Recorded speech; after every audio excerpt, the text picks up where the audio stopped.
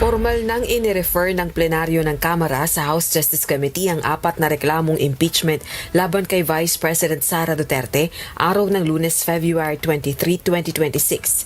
Partikular na ang inendorso ng makabayan lawmakers. Dinaakbayan Party List Representative Percy Sendanya, Mamayang Liberal Party List Representative Leila de Lima, Manila 6th District Representative Benny Abante at La Union 1st District Representative Paulo Ortega. Nangangahulugan itong initiated na o sinimulan na ang impeachment proceedings laban sa pangalawang Pangulo. Umiiral na rin ang 1-year ban at wala nang bagong reklamong impeachment na pwedeng ihain laban sa Vice Presidente. Pagtitiyak ni House Justice Committee Chairperson at Batangas 2nd District Representative Jervil Luistro, agad na aaksyonan ng komite ang 4 na impeachment complaints. Oras namang simula ng deliberasyon sa mga reklamong impeachment laban kay VP Duterte, ipatutupad ng House Justice Panel ang panuntunan at parameters na ginamit ng talakayin ang impeachment complaints laban kay Pangulong Ferdinand Marcos Jr. Sina Representative De Lima at ACT Teachers Party List Representative Antonio Tino naniniwalang magsisimula na ang deliberasyon sa lalong madaling panahon.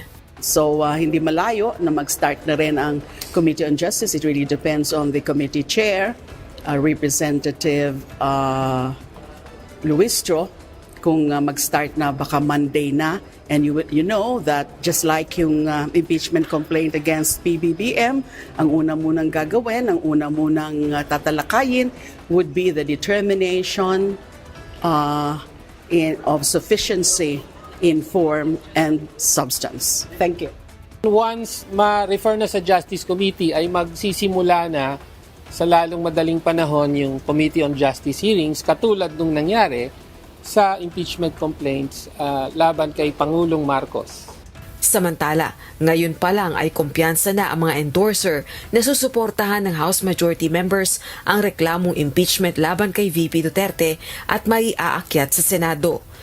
This time, merong suporta at partisipasyon ng mayorya, kaya tingin ko magtutuloy-tuloy ito hanggang sa approval ng plenaryo. Naninindigan naman si House Deputy Speaker La Union 1st District Representative Paulo Ortega na mahalagang masiyasat ang bank records ng Vice Presidente sa gagawing deliberasyon. Endorser ng ika-4 na reklamo ang kongresista at kabilang sa mga aligasyon ay ang umano'y hindi matapat na deklarasyon sa Statement of Assets, Liabilities and Net Worth o SALE ng Vice Presidente. Interest of transparency, syempre kahit ano naman, pag dinideclare natin yan sa SALE, at kahit ano pa yan, properties, bank accounts, may mga binabato sa kanya may smoking gun. Lumabas na nga rin yung mga testimony ni Madriaga. So nakikita natin sobrang importante po yun na mausisa.